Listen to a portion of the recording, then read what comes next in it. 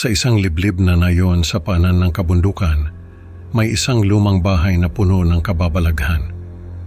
Ang bahay na ito ay pinamumugaran ng mga nilalang mula sa kagubatan at isa sa kanila ay ang misteryosong higanteng mabait na tila may ibang pakay sa anak kong si Aki.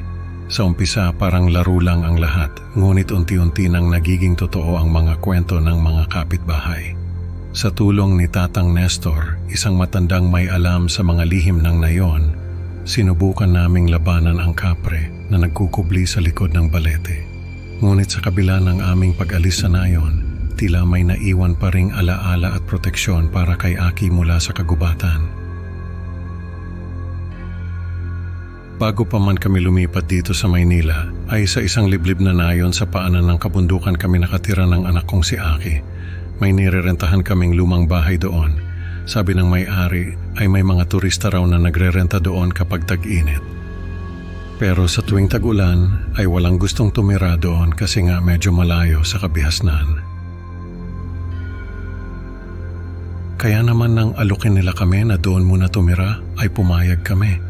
May mga naririnig kaming kwento tungkol sa bahay na yon. Sabi nila ay haunted daw yon. Maraming kababalaghan ang nangyayari doon. Minsan pangaraw ay may mga aswang na sumusugod doon kapag may mga turistang nakatira.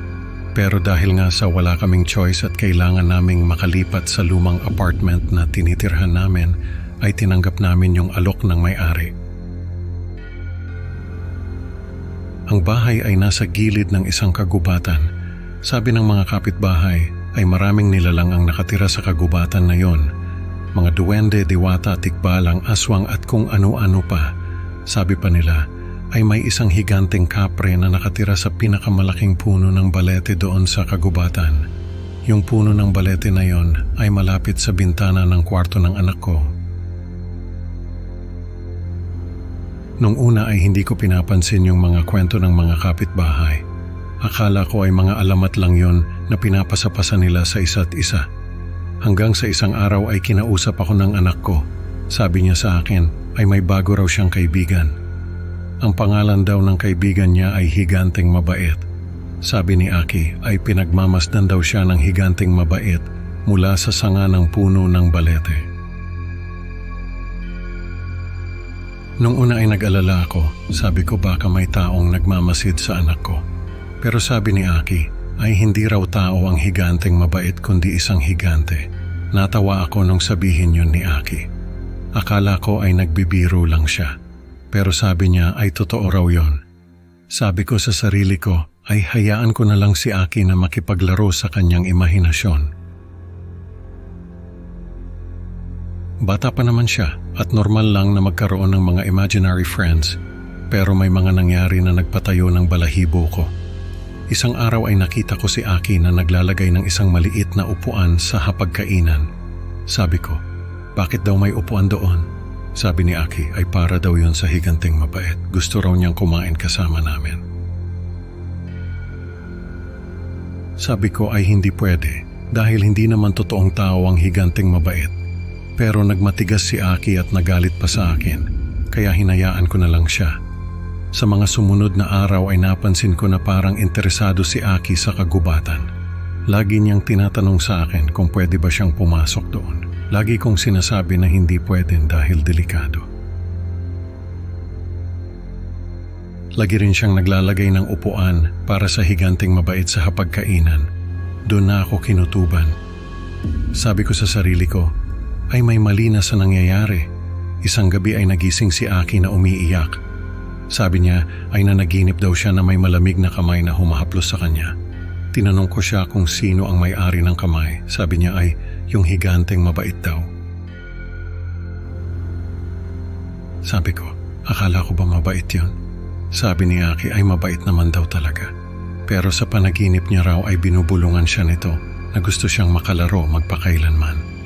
Sabi ko kay Aki na wag na niyang kakausapin ang higanteng mabait. Pero sabi niya ay hindi naman daw niya kinakausap yon. Lagi lang daw siyang pinagmamasdan mula sa sanga ng balete. Doon na natakot si Aki at nagsabi na ayaw na niyang lumapit sa kagubatan. Sabi niya ay galit daw sa kanya ang higanteng mabait at gusto raw siyang kunin. Doon na ako nagdesisyon na ipako yung bintana ng kwarto ni Aki. Sabi ko sa sarili ko, ay kailangan kong putulin ang koneksyon ng anak ko sa higanteng mabait na yon. Hindi ko man alam kung ano yon, ay nararamdaman ko na hindi yun mabuti para kay Aki. Isang gabi ay nagising ako dahil sa naririnig kong mga kaluskos. Paglabas ko ng kwarto ay nakita ko si Aki na naglalakad papunta sa kagubatan. Nakapikit siya at parang may hinihila sa kanya. Takot na takot ako noon. Tinakbo ko siya at niyakap ng mahigpit. Pagkatapos noon ay tumakbo kami papasok ng bahay. Kinabukasan ay tinawag ko si Tatang Nestor. Siya yung pinakamatandang lalaki sa nayon. Sabi nila ay si Tatang Nestor ang may pinakamaraming alam na kwento tungkol sa nayon. Siya rin ang may pinakamalakas na pananampalataya sa Diyos. Kaya sabi ko sa sarili ko ay siya lang ang makakatulong sa amin. Pumayag naman si Tatang Nestor na magbantay sa amin sa gabi. Sabi niya ay matagal na niyang gustong makita ang higanteng mabait na yon. Sa gabi ng pagbabantay namin ay doon ko nakita ang tunay na anyo ng higanteng mabait. Isa nga itong kapre na nakatira sa balete. Pinagmamasdan nito si Aki at gustong angkinin ng anak ko. Pero si Tatang Nestor ay hindi nagpatinag. Lumabas siya ng bahay at hinarap yung kapre. May kasama si Tatang Nestor na isang multo ng dating taga-nayon na naangkin din ng kapre. Sabi ni Tatang ay matagal na raw gustong makawala ng multo sa kapre. Pero hindi niya magawa dahil sa takot. Pero dahil kay Tatang Nestor ay nagkaroon ng lakas ng loob yung multo para labanan ng kapre. Binugbog ng husto ni Tatang Nestor yung kapre. Pero sa huli ay nahulog din siya sa bitag ng kapre at nawala. Isa na naman daw kaluluwa ang nawala sa mapang-akit na pamana ng kapre. Natakot ako sa nangyari at nagdesisyon na umalis na lang sa nayon na yon. Ayokong maulit pa yung nangyari kay Aki. Baka sa susunod ay tuluyan na siyang maagaw sa akin ng kapre. Sa ngayon ay dito na kami nakatira sa Maynila.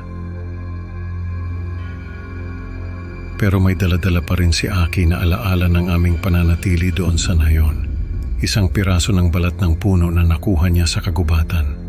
Sabi niya sa akin ay talisman daw yon na magpoprotekta sa kanya laban sa mga masasamang nilalang. Sa paglipas ng panahon ay nararamdaman daw ni Aki na may nagbabantay sa kanya. Isang presensya na handang makipaglaban para sa kanya. Sabi ko ay baka si Tatang Nestor yon. Baka kahit na wala na siya sa bitag ng kapre ay patuloy pa rin siyang nagbabantay kay Aki. Siguro ay may dalang himala ang talisman na kinuha ni Aki sa kagubatan. Siguro ay dahil sa talisman na yon ay nagkaroon ng lakas ng loob si Tatang Nestor para labanan ng kapre. Sa kabila ng kanyang pagkatalo ay hindi pa rin siya nagpatinag. At patuloy pa rin niyang binabantayan si Aki hanggang ngayon. Siguro ay hinihintay lang niya na makuha na ng kapre ang kanyang karapat-dapat na kaparusahan.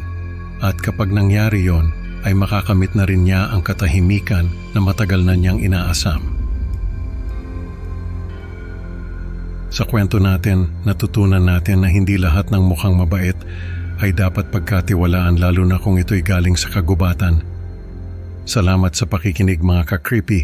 Huwag kalimutang mag-like at subscribe para sa mas marami pang nakakatakot na kwento. Hanggang sa susunod na upload, sana'y hindi kayo makatulog sa takot. Paalam. At mag-ingat sa mga higanteng nagmamasid.